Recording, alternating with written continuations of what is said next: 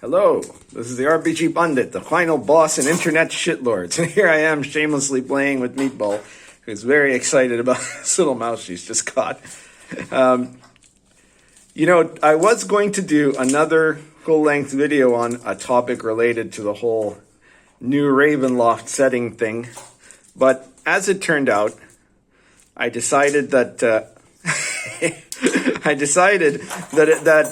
I didn't have enough time tonight. I've been very, very busy, getting a lot of work done. And, it's funny, somebody in the reviews, the comments to the last video said something like, oh, how's that book going? As if I was having trouble with books, which I'm not really.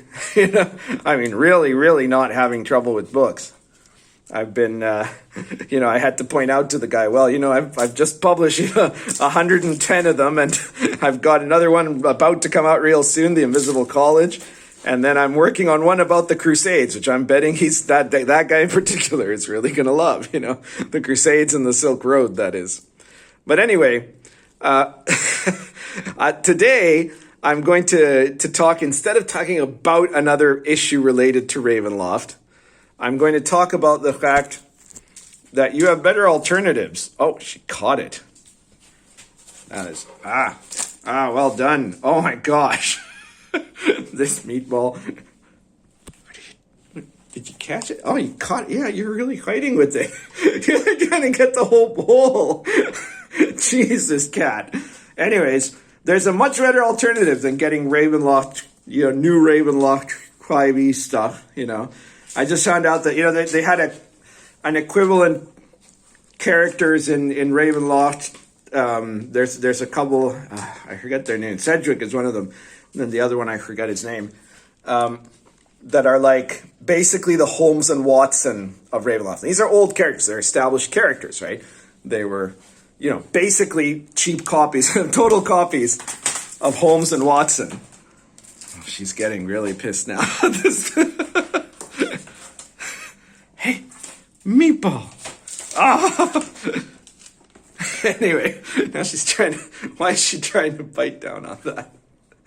Anyway, in the new Ravenloft book, of course, one of them is now disabled and in a wheelchair, and the other one is black, and they're both gay and married. It's like, at this point, it's just so beyond, oh darn. It's so beyond all, reason that, it seems to be just so completely gratuitous that you have to think that this is, intentional, that this is just that they're taking the piss, as the British would say. But anyway, the alternatives are all kinds of really great stuff that you can get in the OSR. Some people have made some recommendations in the previous video, but of course I'm going to recommend my stuff. In today's video, I'm talking about one of my many RPGPundit Presents adventures, medieval authentic adventures. RPGPundit Presents number 14, which is The Secret Order of the Red Lady is the name. And look at that. Chungus is interested. She wants to know about the battle scars that Meatball has endured. Or maybe she's just planning on eating her. We're never sure. I think Chungus is always planning on eating everything. But Secret Order of the Red Lady is one of many of the medieval authentic RPGPundit Presents adventures, almost all of which have a serious kind of factor of this kind of investigation-based adventures. There are a few that are like really straight action, but the majority of them are based on the characters being either like witch hunters or agents of the church or the crown looking into bizarre murders or directly investigating cults or things like that, that are, related to facing the supernatural horrors and the nature of sin and and all of these great things, the corruption that comes from the wickedness of man's heart. And of course, literal demons and fairies and witches and sinister magic and sometimes other stuff, ghosts and the undead. All of those can feature prominently. And The Secret Order of the Red Lady is one of my earlier medieval authentic adventures. And in it, what you see is a setup that pretty much was kind of sort of the archetype for that, where it begins with there being a reason for the player characters to get into an area, and then they begin to investigate what is this secret cult, this secret sect that may have been involved in a murder, and they're supposed to obviously root them out. But then also there is a twist in this particular adventure. There's a twist that isn't in any of the other adventures that I think was fairly clever, if I say so myself, and that is meant to kind of subvert some of the expectations of D&D players. The adventure is set up... Oh, it's fighting and biting. The adventure is set up to be playable for low-level or mid-level play. And in the particular case of Secret Order of the Red Lady, there's relatively... it's relatively more investigation and potentially little combat until the climax, in which there could be a lot of combat and very dangerous if you've got low-level player characters. So it's just, one example of something you could use that, based on almost all of my medieval authentic adventures are focused on medieval occult horror or medieval, supernatural stuff, which is by its nature scary, because everything supernatural in medieval folklore is dangerous. There's no good elves. There's like in Ravenloft now, apparently you can play like a half dark gift character, like a tiefling, but like that's like affected by the dark powers instead of like by demons. And so it's like, and of course they're going to be like, oh my God, so random characters that are going to be having, all kinds of random crazy, magic pixie fun in the fake, Ravenloft theme park land. So it's like so far removed from the actual concepts of like Gothic horror and its roots in ancient medieval folklore that it's not even funny.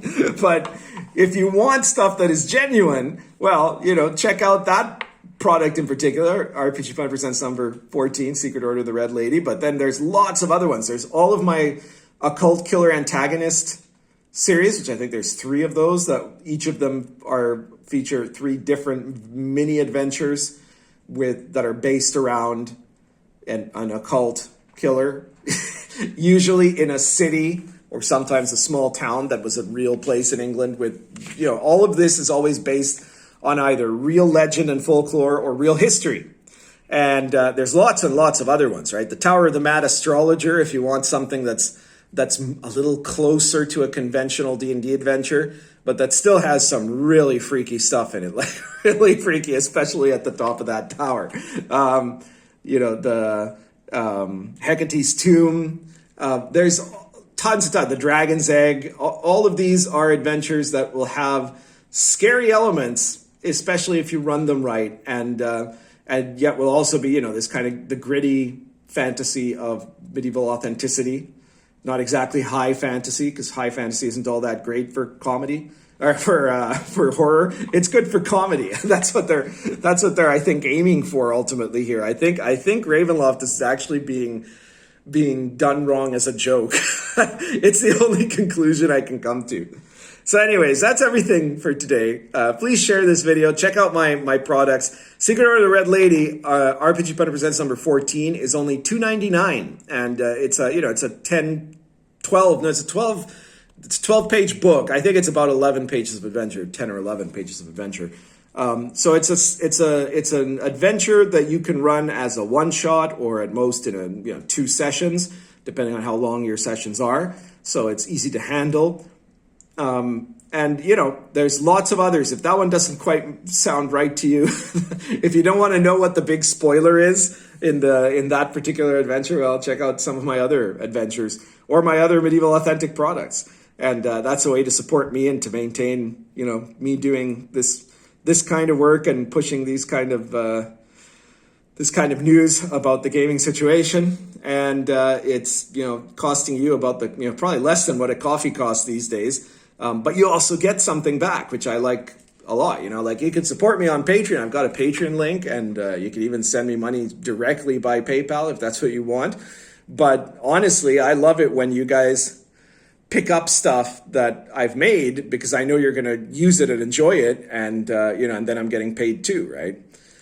Also, speaking of alternatives to Ravenloft, as I already mentioned in the last video, Cults of Chaos, a source book. I think it's only like $14.99, and it's a beautiful book. The inside has such great illustrations. I think I already did a flip through of Cults of Chaos, unless I'm very mistaken here. So you can find it in an earlier video. But it's a complete generation system for making sinister cult sects, witch covens, heretics, with motivations, with resources, with enemies, with contacts, with their social class origin. There's locations. There's lots of other random tables. There's random tables for medieval style mutations. Abominable things, corruption that comes out of cavorting with demons and things like that. There's stuff on the different, portfolios of the different dark powers, let's say, the different demonic forces and false deities and evil beings that some of these cults will be likely to worship. And just lots of really great stuff. Even an adventure or two are in there. So check that out too if you want a slightly bigger product that you can use almost infinitely, because every time, if you're just using it like with random generation, you will have a different, very different cult almost every time, because there's a lot of variety available. So take a look at all that. Share this video anywhere that you think people will like it or be interested, or it'll piss them off. And stay tuned. I'll probably do another video on Monday when I've got a bit more free time. And then on Wednesday, I'm going to be appearing on Wednesday night in a special episode of Aaron the Pedantic and Venture Satanis's Gonzo Up Your Ass. I'm going to be on there, and I'll be talking about Gonzo and about the World of the Last Sun and stuff like that. So if you haven't checked out that channel yet, Gonzo Up Your Ass, it's a once a month, I think, talk show basically with Aaron the Pedantic and Venture Satanis, discussing Gonzo gaming and all kinds of stuff involved in Gonzo Fantasy OSR gaming, which is a really exciting topic. But it'll be much more exciting when they have someone like me there. So take a look for that on Wednesday. I guess that's everything for today. Currently smoking Stanwell Deluxe plus Argento Natural. Big Chungus says goodbye.